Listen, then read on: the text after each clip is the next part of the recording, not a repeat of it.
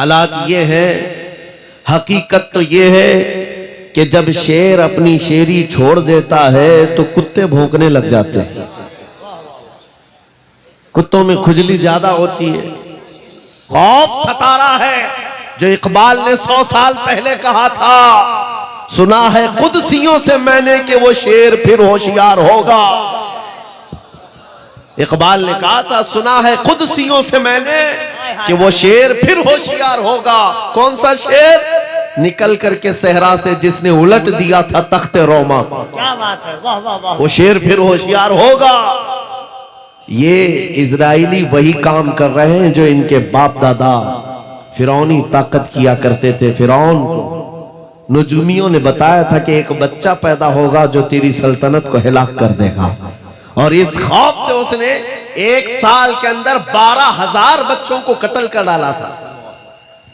नुजूमियों ने बताया था फिरौन के ख्वाब की ताबीर में 12,000 बच्चों को कत्ल कर डाला, लेकिन जो बच्चा इसकी सल्तनत को हिलाक करने वाला था वो मूसा अलैहिस्सलाम थे। पैदा भी हुए हैं और फिरौन के घर में ही अल्लाह ने उनको पाला। आपको पता है, तफसीर उठा करके देख लें, जब हजरत मूसा अलैहिस्सलाम की माँ, उनकी विलादत का वक्त करीब आया तो तहखाने में गई, बेटा पैदा हुआ। हालात ऐसे थे कि फिरौन जो भी बच्चा पैदा होता ज़बह कर देता था। कुरान में आया, युज़ब्बिहूना अब्नाअहुम व यस्तहयूना निसाअहुम। लड़की पैदा होती तो जिंदा छोड़ देते थे, बेटा पैदा होता तो ज़बह कर देते थे। अब मूसा अलैहिस्सलाम जब पैदा हुए तो क्या किया? खुदा की तकदीर और उसकी हिकमत के फैसले आपको मैं बता रहा हूं, तफसीर से ताल्लुक रखने वाली बात। अल्लाह ताला ने मूसा अलैहिस्सलाम की माँ के दिल में ये बात डाला कि एक लकड़ी के संदूक में इनको रख करके दरिया में बहा दो। और रबतना अला कुलूब, अल्लाह ताला फरमाता है कि हमने उनके दिल को बांध दिया, मजबूत किया। किसको? हजरत मूसा की माँ को। उन्होंने एक संदूक में मूसा अलैहिस्सलाम को रखा और दरिया में बहा दिया। मूसा अलैहिस्सलाम की बड़ी बहन बहते हुए संदूक का पीछा करते हुए जा रही थी, देख रही थी कहां गया है संदूक। सीधे फिरौन के बागीचे के किनारे जाकर लग गए। फिरौन की औलाद नहीं थी, फिरौन की बीवी वो बागीचे में टहलने आई थी, देखा एक संदूक आकर लगा है, गुलाब जैसा हसीन बच्चा है, उठा लिया, प्यार किया और लेकर के आई। फिरौन से कहने लगी कि हम इसको अपना बेटा क्यों ना बना ले। पहले फिरौन तो डरा कि कहीं वो मेरी सल्तनत को हिलाक करने वाला बच्चा ये तो नहीं है। बीवी ने कहा, कैसी बात करते हो, ये तो दरिया से बहकर के आया है, तुम्हें पता नहीं मौला कहां से बहाकर तुम्हारी हिलाकत को लाए। क्या बात है, अल्लाह अल्लाह अल्लाह अल्लाह। तुम्हारी हिलाकत कहां से आएगी तुम्हें अंदाजा भी नहीं है। सुनो मेरी बात को। फिरौन ने बीवी की बात मान ली। मूसा अलैहिस्सलाम की परवरिश फिरौन के घर में हो रही है, फिरौन के घर में, और वो भी किस शान से। मूसा अलैहिस्सलाम पैदाइशी बच्चे हैं, दूध पिलाने की बात आई तो किसी दाया का दूध आप पकड़ते नहीं। मूसा अलैहिस्सलाम की बहन भी वहां खड़ी सब देख रही थी। फिरौन की बीवी से कहा, मैं एक दाया को जानती हूं जिसका दूध हर बच्चा पकड़ लेता है।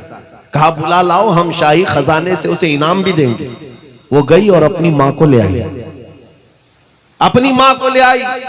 मूसा अलैहिस्सलाम अपनी माँ के गोद में गए, जैसे ही सीने से लगाया दूध पीने लग गए।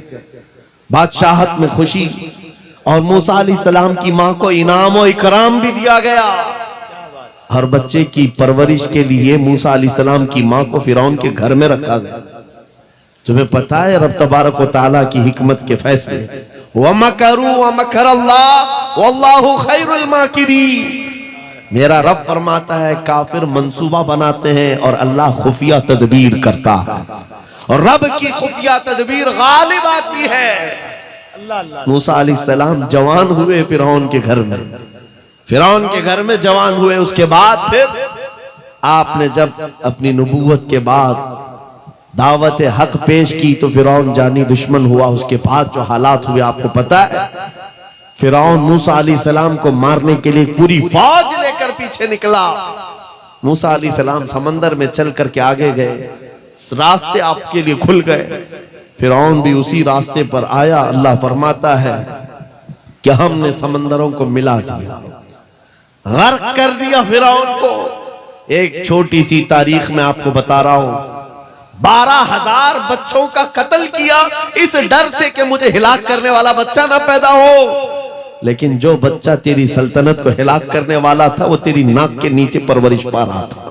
आज इन जालिमों ने गद्दा के हजारों बच्चों को सिर्फ इसलिए मारा है कि ये बड़े होकर के मुजाहिद ना बन जाए, ये बड़े होकर के हमें आंख दिखाने वाले ना बन जाए। और बाज़ाब्ता स्टेटमेंट में ये कहते भी हैं इन बच्चों को कत्ल करने से हमें कोई खौफ नहीं, कोई आपत्ति नहीं है, कोई तकलीफ नहीं है, इसलिए कि बड़े होकर के ये हमें आंख दिखाने वाले बनेंगे। ये डर तुम्हारा बता रहा है। कई हजार बच्चों को भी तुम कत्ल कर लो, लेकिन तुम अल्लाह की उस हिकमत से गाफिल हो। जालिमो, वो अनकरीब पैदा होगा जिसको दुनिया सलाहुद्दीन कहती है, वो अनकरीब होगा। मेरे अजीजों, आज के नौजवानों से मैं ये कहता हूं, तुम्हारे दौर में भी ये डरा सहमा हुआ जो माहौल लोग बनाने की कोशिश कर रहे हैं, अभी देखना और हालात खराब किए जाएंगे। हमारी हुकूमत आएगी तो मस्जिदों को तोड़ डालेंगे, मदरसों को तोड़ डालेंगे। इन जालिमों को लगता है तुम्हारे सारे बिल्डोजर में ही ताकत है। क्या बात है, सिर्फ ताकत इसी का नाम है। राज मिल जाए, तख्त मिल जाए, उस वक्त कुछ लोगों के ऊपर जुल्म करना आसान है, जिस तरह चंगेज ने भी किया, हलाकू ने भी किया, बड़े बड़े जालिमों ने किया है। और उनका हशर भी तुम्हें मालूम होना चाहिए। इंशाअल्लाह वो वक्त आएगा जब खसो खाशात की तरह तुम बहा दिए जाओगे, अखबारों में तुम्हारा नाम तक ना होगा। और अगर कुछ बाकी रहेगा तो क्या रहेगा? न घबराओ मुसलमानों, अभी खुदा की शान बाकी है, अभी इस्लाम जिंदा है, कुरान बाकी है। ये जालिम काफिर क्या समझते हैं जो रोज हमसे उलझते हैं? अरे अभी करबला का आखिरी मैदान बाकी है। नारे तकबीर, नारे रिसालत, मुहाफिज़े नामूसे रिसालत, मसलके आला हजरत। नौजवानों, इस यकीन के साथ और ईमान के साथ अपनी जिंदगी को आगे बढ़ाओ। खुदारा मैं तुमसे कहता हूं, अगले दिनों के बाद जब तुम्हारे इम्तिहान का वक्त आएगा, हर उस्ताद अपने बच्चे को इम्तिहान की तैयारी करा रहा होता है। बेटा सवालात ऐसे आएंगे, टाइम इतना होगा, स्क्वाड भी होंगे, चेक करने वाले एग्जाम हॉल में बार बार आएंगे, तुम्हें देखेंगे। उस वक्त तुम खौफ से अपने हाथ में कपकपी नहीं पैदा करना, दिल को जमाना और अपना इम्तिहान मुकम्मल करना। यह हर उस्ताद अपने बच्चों को तरकीन करता रहता है। अजीज़ान गिरामी वक़ार, इस मिंबरे नूर से मैं आपको इस बात की तलकीन करके जाता हूं, इम्तिहान की घड़ी अनकरीब आने वाली है आपके साथ भी। और जो इम्तिहान तुम्हारा होगा वो इस्तिकामत का इम्तिहान होगा, तुम्हारे ईमान पर जमे रहने का, तुम्हारे डटे रहने का इम्तिहान होगा। देखना बहुत सारे पार्टी बदल लेंगे, बहुत सारे मसलहतों के पर्दों में छुप जाएंगे, बहुत सारे लोग किसी की धोती में पना ले रहे होंगे, कोई किसी की साड़ी में पना ले रहा होगा। लेकिन जो आशिक़ मुस्तफा है वो बढ़ चढ़ करके ये ऐलान कर रहा होगा, अपना सब कुछ गुंबद खजरा कल भी था और मेरे नबी से मेरा रिश्ता कल भी था। और बस इस बात के साथ तुम्हें जमे रहना है, यकीन के साथ, एतमाद के साथ। अज़ीज़ान गिरामी वक़ार, कौन सी ऐसी ताकत है, कौन सी ऐसी कुव्वत है जिसने इस्लाम को खत्म किया या खत्म करने की ताकत रखती है? अल्लाह करीम जल्ल शानुहु खुद कुरान पाक में फरमाता है, युरीदूना लियुत्फिउ नूरल्लाहि बिअफ़वाहिहिम व यअबल्लाहु इल्ला अन युतिम्मा नूरहु। अल्लाह फरमाता है, ये जालिम अपने मुंह के फूंकों से इस्लाम के चिराग को बुझाना चाहते हैं, और अल्लाह तबारक व तआला इस चिराग को मुकम्मल करके रहेगा। दीन इस्लाम, अभी आप सुन रहे थे, इस्लाम था, इस्लाम है, इसके साथ कुछ नहीं होना है, आपका इम्तिहान होना है। हमारे मरने के बाद अल्लाह ताला इस दीन की हिफाजत के लिए औरों को पैदा करेगा। वो कादिर मुतलक चाहे तो सख्त जानी दुश्मनों से भी ईमान वाले पैदा कर सकता है। हाँ, ये बात याद रखिए आप। ततारी जिन्होंने बगदाद को हिलाक करके रखा था, रब तबारक व तआला ने उन्हीं के सीनों में ईमान की दौलत दी और वो मुहाफिज इस्लाम बन गए। हमारे दौर में भी जितने आतंक मचा रहे हैं, कल इनके बच्चे ये नारा लगाएंगे, इस्लाम था, इस्लाम है, इस्लाम रहेगा। हाँ, जितने आतंकवादी हैं सब नारा लगाएंगे इंशाअल्लाह। आप इंतजार करें इस बात का, लेकिन तुम अपने इम्तिहान में जमे रहो, डटे रहो। अगर तुमने नबी पाक सल्लल्लाहु अलैहि वसल्लम के इस दीन के साथ, इस शरीयत के साथ नाइंसाफी की, तो कल मेरे आका को क्या जवाब दोगे? कल मैदान क़यामत में तुम्हें खड़े होना है, हुजूर पाक सल्लल्लाहु ताला अलैहि वसल्लम की बारगाह में जवाब देना है। अगर मेरे आका ने पूछ लिया कि जिस वक्त मेरी शरीयत पर हमले हो रहे थे, जिस वक्त मेरे दीन को कुत्ते नोचने की कोशिश कर रहे थे, ऐ नौजवान बता तू मेरी सुन्नतों के साथ कितना अमल कर रहा था, तुम क्या जवाब दोगे? आका मैं आपकी दाढ़ियां निकाल करके गटर नालियों में फेंकता था, मैं यहूदियों और ईसाइयों के तरीकों पर चलता था, क्या तुम नबी पाक को यह जवाब दोगे? आका रात भर में गाने सुन करके सोता था, सुबह फजर की नमाज कज़ा करता था, ये जवाब दोगे? क्या जवाब दोगे? आपके पास अगर जवाब नहीं देने की ताकत है तो आज ही बदल डालो, जिंदगी बदल डालो, आज इनकलाब ले आओ। देखना, मैं अक्सर ये बातें कहता हूं ना, मैं चाकू छुरी की बात करता हूं, ये तो शायर लोग तलवार उठाने की भी बात करते हैं। हाँ, ये कहते भी हैं समझौता नहीं होगा, तलवार उठ जाएगी। मैं तो तलवार की भी बात नहीं करता। अरे प्लास्टिक का ब्लेड भी रख लो तो कल को हमको ये आतंकवादी घोषित कर दे।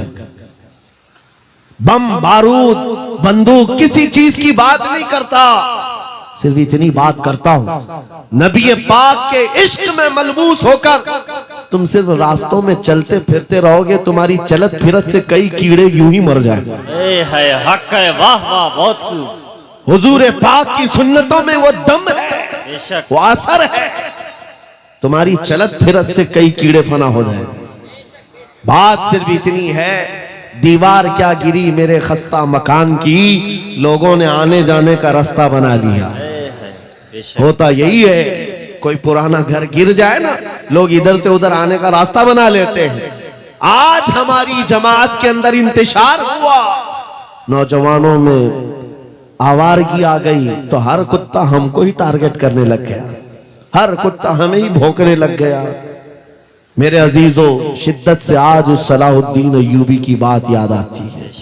क्या आपको पता है, उनका दौर ऐसा है कि यहूदी माएँ, ईसाई माएँ अपने बच्चों को थपकियां देकर सुलाती थी, कहती बेटा सो जा नहीं तो सलाहुद्दीन आ जाएगा। हालांकि जुल्म से कोई तख्त नहीं बिछाया था, सुन्नते मुस्तफा का रौब ऐसा कायम था, हुजूर के इश्क का रौब कायम था, जिसकी वजह से पूरी दुनिया में उनकी तूती बोलती थी। आज करोड़ों की तादाद में है, करोड़ों की तादाद में जालिम हमें आंख दिखा रहे हैं, हमारे बच्चों का कत्ले आम, हमारी औरतों की इज्जतें नीलाम, हमारी गर्दनों पर राज, और बगैर किसी खौफ के शायर इस्लाम पर भौंकना आज की आदत सी बन गई। नौजवानों, तुम्हारे अंदर अगर ज़मीर बेदार है, गैरत मौजूद है, तो अपने आप को बदल डालो। जवाब देने का एक वक्त आएगा, इंशाअल्लाह वक्त आएगा जवाब देने का, लेकिन पहले मैं आपसे सिर्फ इतनी इल्तिमास करता हूं कि अपने आप को बदल लो। कल को हमारे पास फख्र होगा, फख्र के साथ किसी मैदान में उतरेंगे, वो तुम्हारे होलियों को ऊपर से नीचे देखते रहे और पूछते रहे ये कौन सी मखलूक है, ये कहां से आई हुई जमात है, तो हम सीना तान करके कहेंगे ये मोहम्मद अरबी के शेरों की जमात है। आज क्या हम दिखाएं लोगों को? गुटखा खाने वाले लोग दिखाएंगे। अल्लाह अकबर, अल्लाह। हम नौजवानों को बालियां पहने हुए, हाथों में चूड़ियां पहने हुए, चोटियां डाले हुए, जीन्स फटी हुई, अल्लाह, और बालों में दाढ़ियों में डिजाइन किए हुए ये नौजवान ला करके हम खड़ा करेंगे। मेरे अजीजों, दुनिया के ऊपर अगर हैबत तारी होती है तो सिर्फ आशिकाने मुस्तफा से होती है, हुजूर के गुलामों से होती है। आज से 3 साल पहले पैरों से माजूर एक खादिम हुसैन ललकारता था, है हक है वाह व्हील वाह चेयर पर बैठ करके ललकारता था। अरे सफेद दाढ़ी हो चुकी, उम्र काफी है, अल्लाह सफेद दाढ़ी, पैरों में माजूरी, लेकिन पूरी दुनिया में ऐसी हैबत तारी कि यूरोप की जमीन भी हिलती नजर आए। हॉलैंड की पार्लियामेंट में बाज़ाब्ता उनको लेकर कहा जाए ये आदमी मोस्ट डेंजरस है, बहुत ज्यादा डेंजर है। हम सोचते हैं ये तो पैरों से माजूर सफेद दाढ़ी वाला व्हील चेयर पर बैठा हुआ, तुम्हारे लिए कैसे डेंजर हो गया? तुम्हारे पास तो बहुत बड़े बड़े मिसाइल, एटम बम है, सब कुछ है। पता ये चला कि रब तबारक व तआला जो हैबत डालता है वो आशिक मुस्तफा की हैबत डालता है। हक है बेशक नबी पाक की सुन्नतों पर आमिल। है या रसूल अल्लाह या रसूल अल्लाह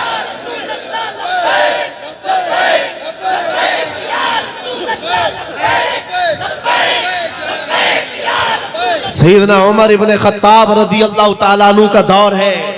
सहाबा कराम एक इलाके को फतह करते हैं, वहां का जो गवर्नर था, वहां का जो सुल्तान था, वो गिरफ्तार हो गया, दूसरे मजहब से ताल्लुक रखता था और उसने तलवार उठाई थी, इनके खिलाफ कैद हो गया। लेकिन जब कैद होकर के आया तो जाहिर सी बात है हमारे खिलाफ तलवार उठाए थे, अब फंसे हो तो मार खाओगे, अब तुम्हारी मौत होगी। लेकिन मुजाहिदीन इस्लाम थे, हजरत उमर के पास पेश किया, कहा कि इसका क्या करना है? कहा अगर वो इस्लाम में आता है तो उसकी जान बख्श दी जाए। उस बादशाह से कहा गया कि तू अगर ईमान ले आता है तो तुझे तेरी जान भी वापस और तेरा मुल्क और तेरी सल्तनत भी तुझे लौटा दी जाए, तू ही बादशाह, तू ही गवर्नर है। उसने कहा मेरा दीन इतना आसान नहीं है कि मैं बादशाहत लेने के लिए अपना ईमान छोड़ दूं, नहीं हो सकता, नहीं हो सकता। जान से मारने की बात थी। उसने कहा मैं अपना धर्म नहीं बदल सकता। फिर उसके बाद साहबा ने कहा हजरत अमीरुल मोमिनीन से इसका क्या किया जाए? हजरत उमर फारूक ने क्या किया सुनो, कहा उसको कहो कि हम तुम्हें जेल में डाल देंगे। उस बादशाह से कहा गया तो उसने कहा मंजूर है मुझे जेल, लेकिन मैं अपना धर्म नहीं बदल सकता, दीन नहीं बदलूंगा। हजरत उमर ने कहा जेल में डाल दो, और 10 सहाबा को भी उसके साथ जेल में डाल दिया। इनका कोई कसूर नहीं था। 10 सहाबा जवान थे, नौजवानों तवज्जो से सुनो, उस कट्टर दिल बादशाह के साथ जेल में डाल दिए। वो नौजवान सहाबा जेल में थे, उनके वक्त, उनके औकात की पाबंदी, सुबह दोपहर शाम वो अपनी नमाजों के पाबंद, कुरान की तिलावत, नबी पाक सल्लल्लाहु अलैहि वसल्लम की मोहब्बतों वाली सुन्नतें। 8 दिन नहीं गुजरे थे, वो बादशाह इन नौजवानों को बार बार देखता था।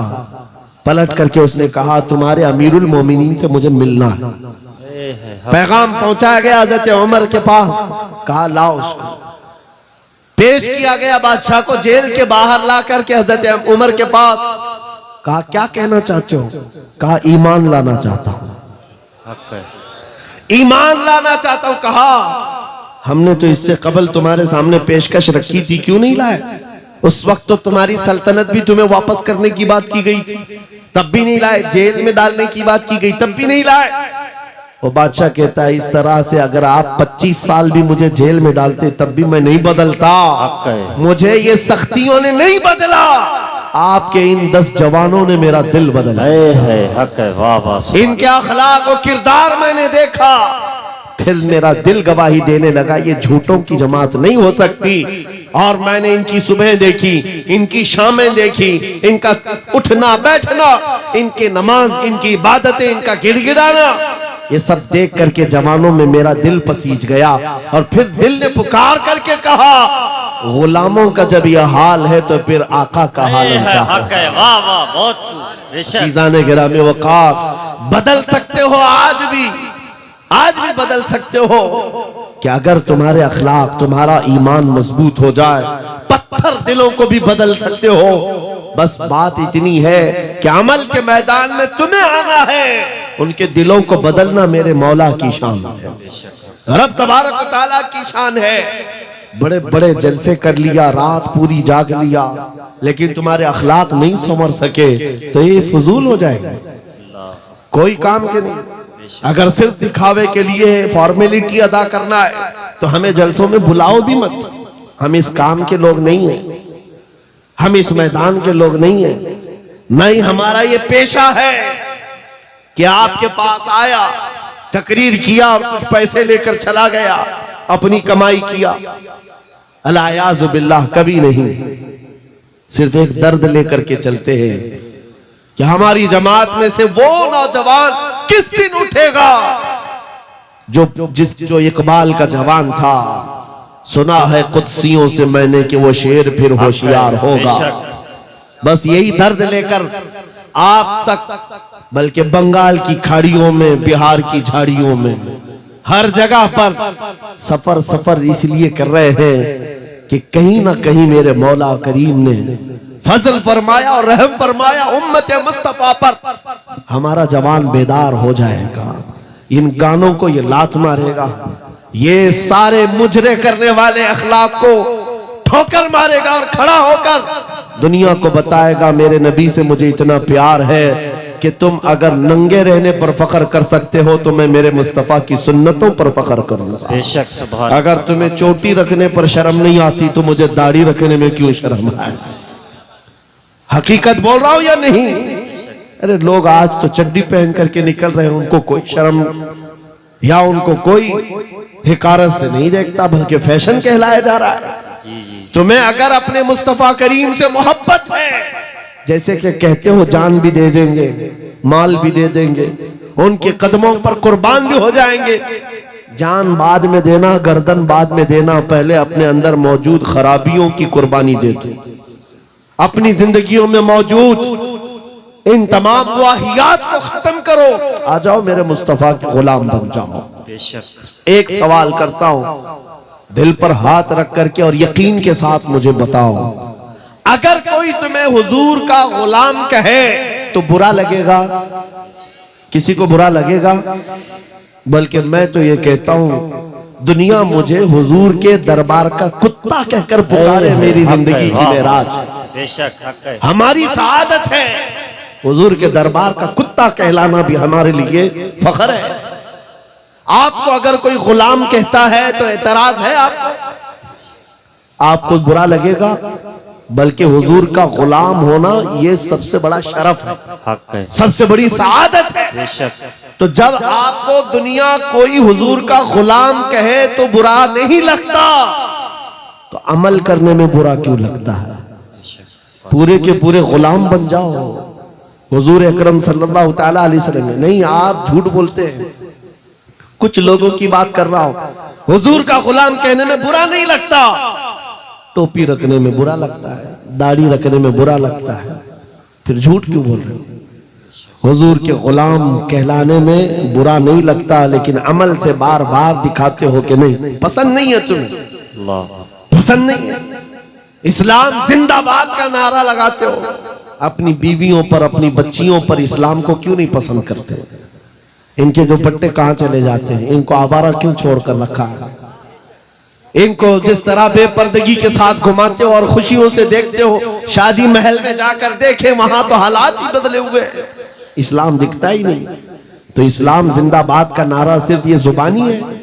अपने घरों से तब्दीली ले आओ, बेशक। इनकलाब तुम्हारे घरों से आएगा।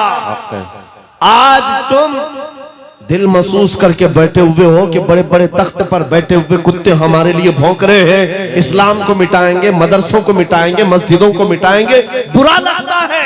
और उसके बदले में तुम चाहते हो उनका जवाब देने वाला कोई चाहिए।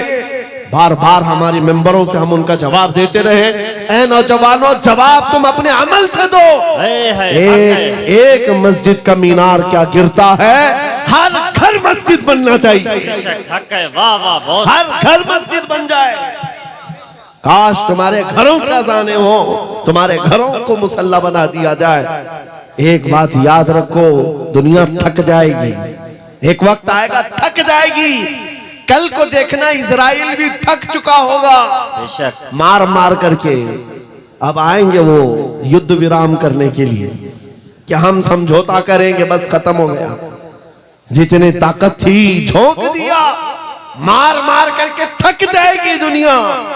लेकिन हमारी शरीयत का, हमारे दीन का एक मिजाज है, कितने गाजी मारोगे हर घर से गाजी निकले। बेशक हक है।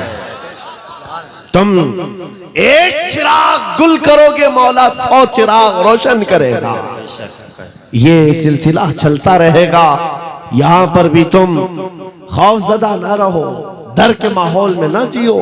बस मैं तुम्हें ये बात कहने के लिए आया हूं, अगर नबी के गुलाम हो तो पूरी गुलामी करो, पूरी गुलामी करो, फख्र के साथ करो, अपनी दाढ़ियों के साथ, अपने शनाख्त के साथ, अपनी आइडेंटिटी के साथ। आपको क्या लगता है कि कोई हमें नौकरी से निकाल देगा, कोई हमें रिस्क नहीं देगा? माज़अल्लाह, रज़्ज़ाक़ ये लोग नहीं, रज़्ज़ाक़ मेरा रब है, हक है। अल्लाह मेरा रज़्ज़ाक़ है। एक छोटी सी कम्युनिटी ने अपनी पहचान बना ली पंजाबियों ने, और वो अपनी आइडेंटिटी को लेकर के चलने लगे, और दुनिया पर उन्होंने छाप छोड़ा कि हम जहां रहेंगे अपनी शनाख्त के साथ रहेंगे, समझौता नहीं करेंगे। दुनिया उनको एक्सेप्शन देने लग गई कि हाँ ठीक है, तुम इसके साथ ही जियो। ऐ मोमिनो, तुमने खुद छोड़ दिया अपनी चीजों को। काश उस सहाबी रसूल की बात मैं तुम्हें बताऊं। हजरत नौमान, एक सहाबी, एक बादशाह के पास उनको बुलाया गया था, हुजूर के तर्जुमान बन करके गए थे, एम्बेसडर बन करके गए थे। और जब उस बादशाह के पास आए, काफिर बादशाह था, एक सहाबी की बात, उसने एक कालीन बिछाया, और कैसा कालीन था? रेशम का कालीन था। रेशम का कालीन, बहुत महंगा कालीन। और जो कुर्सी बिछाया वो सोने की कलाई की हुई कुर्सी थी। जब सहाबी रसूल वहां पहुंचे, देखा रेशम का कालीन है, अपनी तलवार से फाड़ दिया, कहा उठाओ इसको, जमीन पर चलूंगा। जमीन पर चलकर आए, कुर्सी देखा सोने की रखी है, ठोकर मारकर गिरा दिया, कहा सादी कुर्सी रखो। बादशाह ने पूछा, इतना एटीट्यूड है तुम्हारे अंदर, इतना गुरूर किस बात का? तुम्हारी इज्जत के लिए ये रेशम का कालीन बिछाया, सोने की कलाई की हुई कुर्सी रखा। उस साहबी ने कहा, बादशाह ये गुरूर नहीं, ये तकब्बुर नहीं है, मैं मदीने वाले मुस्तफा का गुलाम हूं, जिनका फरमान है कि मर्द के लिए रेशम का इस्तेमाल हराम है, मर्द के लिए सोने का इस्तेमाल हराम है। मैं दुनिया में जहां कहीं रहूंगा, एक सोने की कुर्सी क्या 1000 कुर्सी रखे, मैं ठोकर मार दूंगा। अपना सब कुछ गुंबद खजरा, मेरे नबी से मेरा रिश्ता। उन सहाबा का ये ऐलान था, उनका ऐलान था, जहां रहेंगे हम अपनी आइडेंटिटी के साथ रहेंगे। ये नहीं कि तुम जालिमों के बीच में बैठ गए, शराब का दौर चल रहा है, तुम भी उठाए पी लिए, दोस्ती में तुम भटक गए, औबाश अय्याश नौजवानों की दोस्ती में तुमने वहां पर चरस गांजे भी ले लिए, तुम्हें उस वक्त नबी पाक का ख्याल नहीं आया, हुजूर पाक सल्लल्लाहु अलैहि वसल्लम की निस्बत का ख्याल नहीं आया। एनी टाइम, हर जगह पर तुम अपने नबी से जुड़े हुए हो। आज ये अहद करके उठो, जिंदगी के जिस शोबे में भी जाऊंगा, मैं मदीने वाले आका का गुलाम बन करके जीऊंगा। ये अहद करेंगे इंशाअल्लाह। बाजार में भी हुजूर के गुलाम, मस्जिद में भी हुजूर के गुलाम, घर में भी हुजूर के गुलाम। इस गुलामी का नतीजा ये निकलेगा, जिस दिन हमारा जनाजा जाए और कब्र में जाने से पहले तुम सिर्फ इतना कह करके जाना मेरे आका से, इतना कह करके जाना, मैं मरूं तो मेरे आका। ये मलाइका से कहना, इसे कोई मत जगाना, अभी आंख लग गई है। फिर देखना नबी करीम सल्लल्लाहु ताला अलैहि वसल्लम की तरफ से खबर में भी तुम्हारी राहत के लिए ये जवाब आएगा, नकीरो जरा आराम से जगाना, ये मेरा दीवाना आया है। बेशक हक है, ये मेरा दीवाना है, थक करके आया है। अगर वो इज्जत चाहते हो तो आज दुनिया के ऐश को ठोकर मारो, आज दुनिया की इन तमाम वाहियात और खुराफात को छोड़ो, आओ मेरे नबी पाक के दरबार में। एक चीज मैंने मिसाल के तौर पर बताई, हमारा फख्र, हमारा गुरूर हुजूर की निस्बत है। बेशक हमारा फख्र हुजूर की निस्बत है, इसको बोलने में शर्माना नहीं है। मैं अभी आपके सामने आता हूं, ये मिसालें सुन लो, ये मिसालें सुन लो। और फिर जिनको मुझे मैसेज देना मैं देता हूं। हजरत उमर फारूक रज़ियल्लाहु ताला अन्हु के दौर में किसरा बादशाह के यहाँ का एक कालीन लाया गया था। वो भी कालीन बहुत महंगा, जिस पर बैठ करके लोग फख्र करते थे।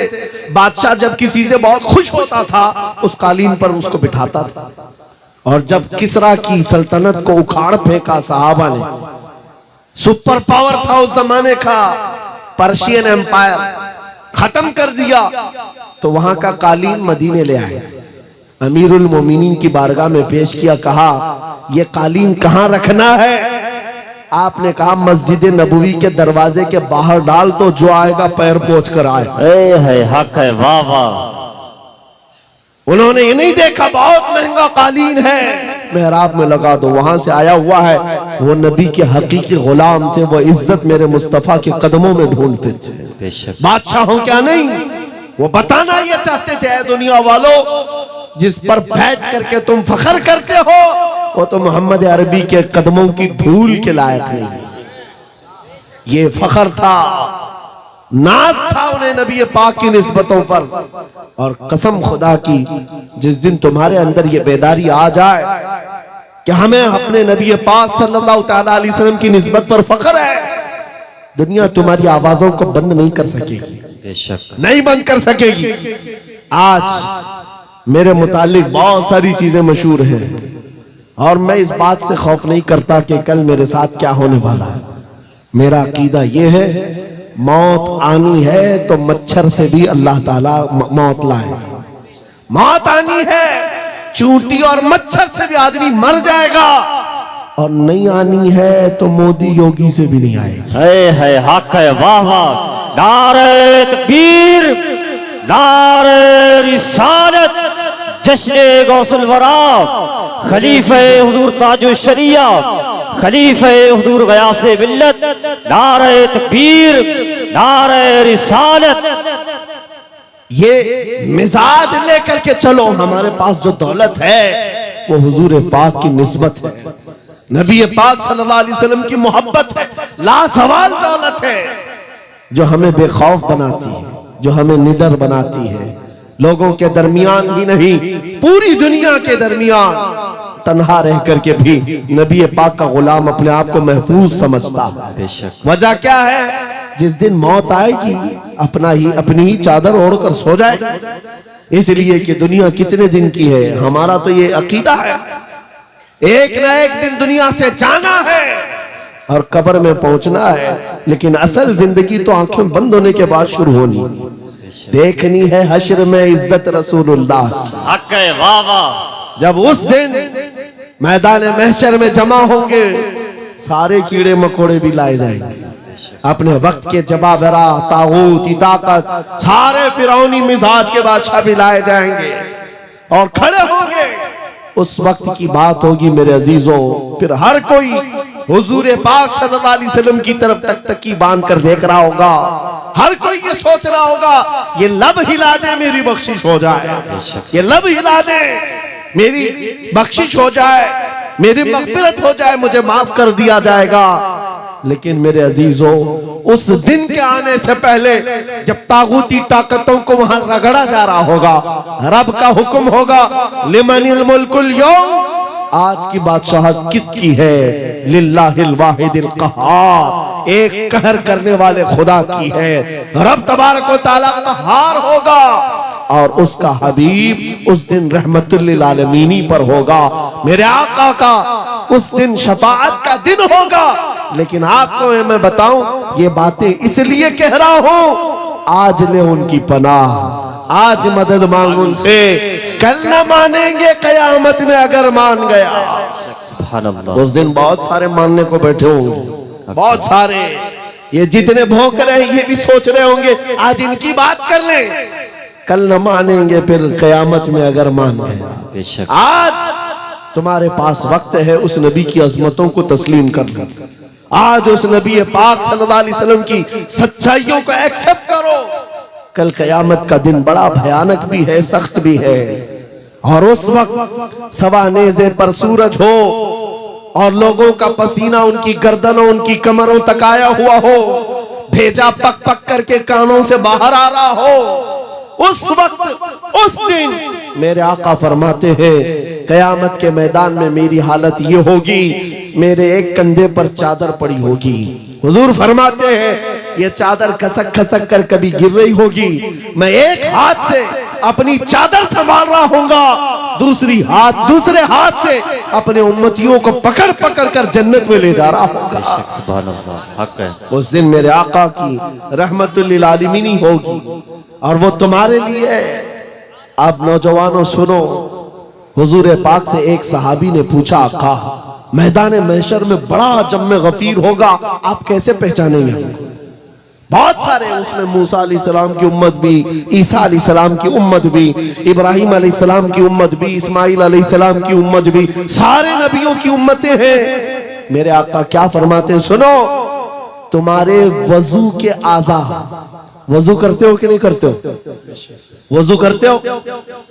सुनो, हदीस पाक सुना रहा हूं। मेरे आका फरमाते हैं वजू करने के वक्त तुम दोनों हाथ धोते हो और चेहरा भी धोते हो, ये जो दिखने वाले हैं, मसा भी करते हैं और पैर भी धोते हैं।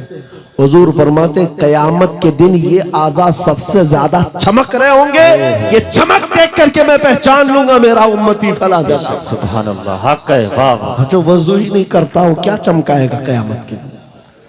वजू ही नहीं करता। इसलिए मैं कह रहा हूं कयामत का मैदान भी मुस्तफा करीम की शफाअत का दिन है। उस दिन के लिए अपने आप को आज बदल डालो। दुनिया भी तुम्हारी है, उकबा भी तुम्हारी है।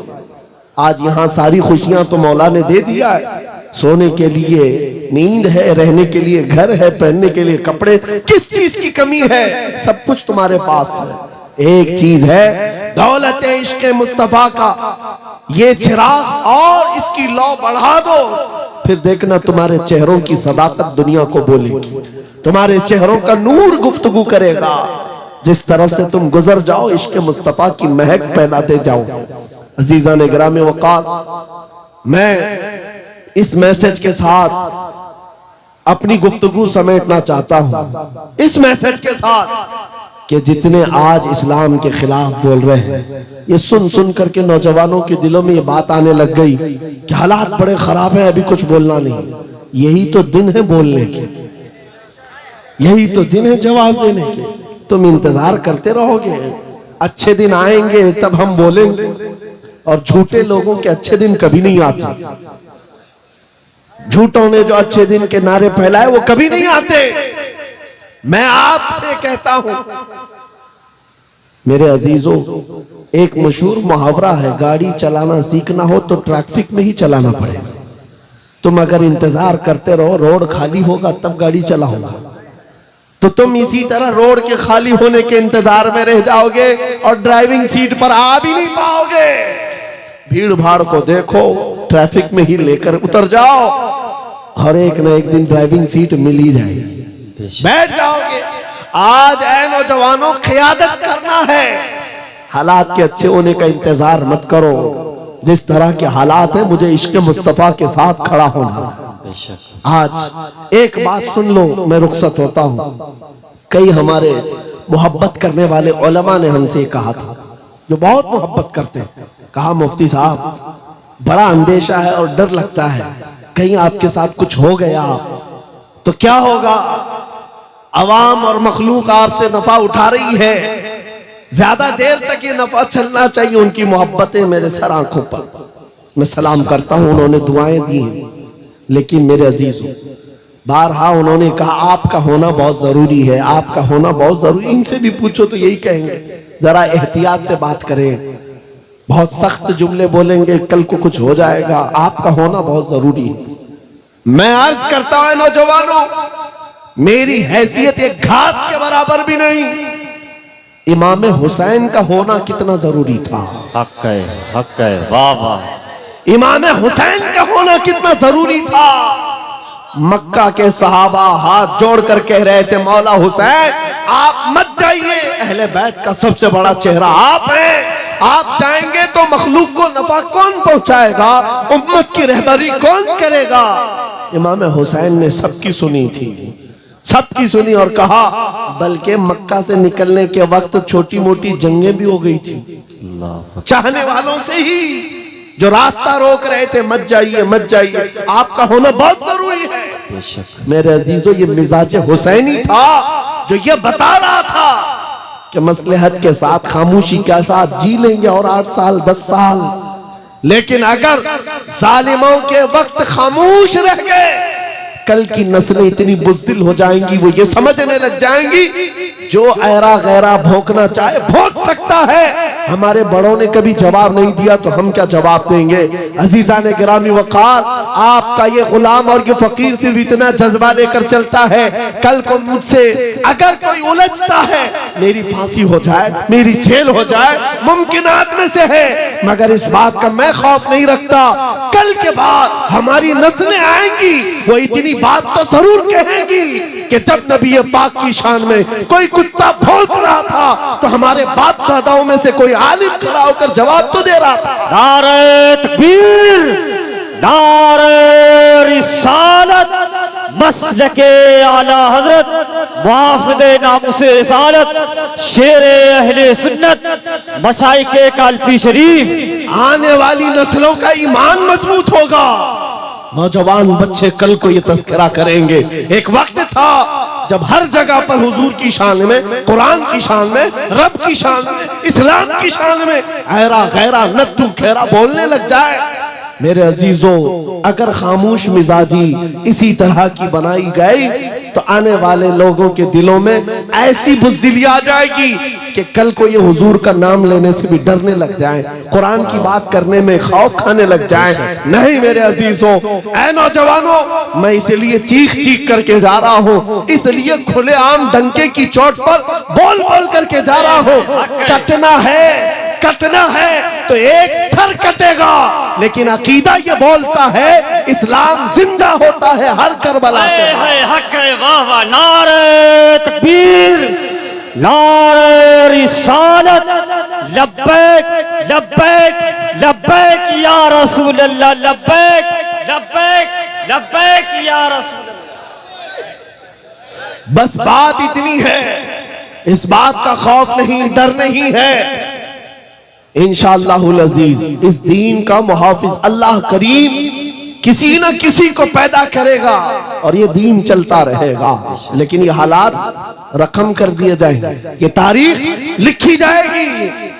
हुजूर पाक सल्लल्लाहु अलैहि वसल्लम, आपको पता है आज से तकरीबन मेरे अंदाजे के मुताबिक 600-700 साल पहले की तारीख लिखी हुई है। बगदाद के ततारियों की तारीख, जिन्होंने पूरे मुसलमानों को खत्म किया था। बादशाह ने कई उलमा को, मुसलमानों को बेड़ियों में कैद करके लाकर अपने दरबार में खड़ा किया था और उनके सामने एक ईसाई पादरी को लाकर कहा कि इनके नबी की शान में गालियां दो। पैसा देकर के गालियां दिलवाई जा रही थी, गालियां दे रहा था, लेकिन दरबार में बादशाह का एक कुत्ता था जो सोने की जंजीर से बंधा रहता था। और जब वो ईसाई पादरी हुजूर की शान में गालियां देने लगा, बयान करने लगा, कुत्ता भौंकने लगा। दरबारी कुत्ता था, बादशाह का कुत्ता था। ये सही रिवायत है, अल्लामा इब्ने हजर अस्कलानी ने लिखा है। कहा बहुत हो गया तो कुत्ता जंजीर तोड़ करके निकल आया और उसके सीने पर चढ़ गया, दम जदन में फाड़ कर 2 टुकड़े कर। उसकी हैबत ऐसी थी उस कुत्ते की। बादशाह खड़ा हो गया, दरबारी खड़े हो गए, सिपाही खड़े हो गए।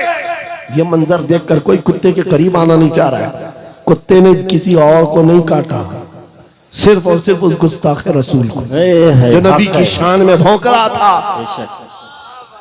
औलिया कामिलीन, उलमाए सलफ सालिहीन ने लिखा है उस एक कुत्ते के किरदार से दरबार में मौजूद 10,000 लोगों ने इस्लाम कबूल कर लिया था। हक है, वाह वाह, नबी की आजमत को कबूल कर लिया था। 600 साल गुजर गए, 700 साल गुजर गए, लेकिन तारीख में वो कुत्ते का नाम आज भी महफूज है। क्यों? इसलिए कि नबी पाक की नामूस की तरफ उंगली उठाया तो जानवर होकर के भी हुजूर के दिफा के लिए, इज्जत के दिफा के लिए खड़ा हो गया। आज है नौजवानों, तुम तो उम्मती हो, तुम तो रसूल पाक के गुलाम हो। तुम्हारे लिए मेरे आका ने रात रात भर रोए हैं। तुम्हारे लिए बख्शिश का सवाल कितनी मर्तबा मेरे रब से किया है।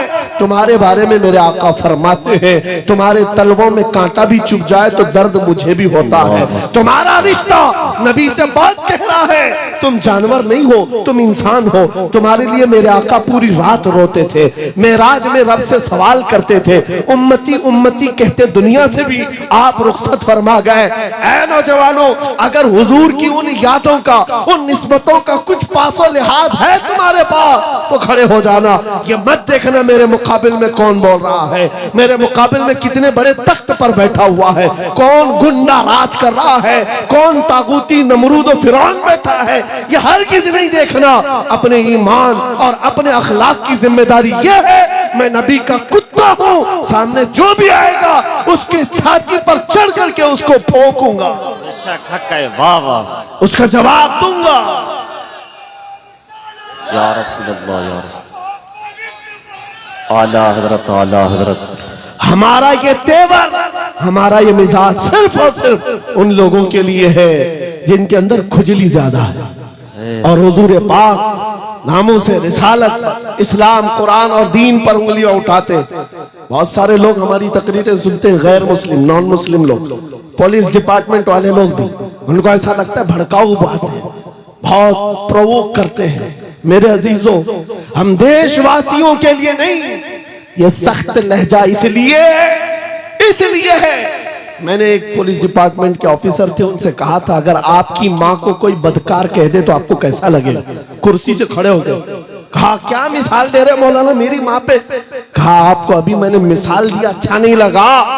सुनिए साहब, करोड़ों माओ से ज्यादा मुसलमान अपने नबी से मोहब्बत है, हक है, बेशक हक है, वाह वाह। हमारे लिए अपने नबी की मोहब्बत जान से बढ़ करके है, ईमान की जान है। और हमारा ये तेवर और हमारा ये मिजाज सिर्फ उन लोगों के लिए है जो हुजूर की तरफ उंगली उठाते हैं। खैर चाहते हो, सुलह आश्ती के साथ रहो, अमन अमान के साथ रहो, क्योंकि कुरान ने हमें फरमाया है वइन जनाहु लिस्सल्म फजनह, अगर वो झुका दें, सलामती चाहे तो तुम भी सलामती के साथ रहो। हमारा ईमान यही हमें कहता है कि तुम जहां पर रहो जंग की तमन्ना मत करो, दुश्मनों से मुठभीड़ की तमन्ना मत रखो, सलामती और अमन के साथ हम भी जीना चाहते हैं, आप भी। लेकिन एक बात याद रखना, एक पिल्लर है हमारा, एक सुतून है हमारा जो पूरी कायनात का अजीम पिल्लर है। उसको जो भी छेड़ेगा फिर छत तुम्हारे ऊपर गिरने को तैयार रहेगी। वो पिल्लर, वो सुतून मुहम्मदुर रसूलुल्लाह की जात है। क्योंकि हमारी तारीख ये है, घबरा गई है गर्दिशे दौरा कभी कभी, दीवान गाने इश्क़े मोहम्मद को देखकर घबरा गई है गर्दिशे दौरा कभी कभी। वो मेरे आबा व अजदाद थे, ऐ सुन्नियों तुम्हारे आबा व अजदाद थे, तुम्हारे वो पुरखों की तारीख थी जिन्होंने दरिया नहीं देखे घोड़े डाल दिए थे, जिन्होंने पहाड़ नहीं देखे चढ़ा दिए थे, जिन्होंने आंधियां नहीं देखी अपने नबी का परचम लहरा दिया था।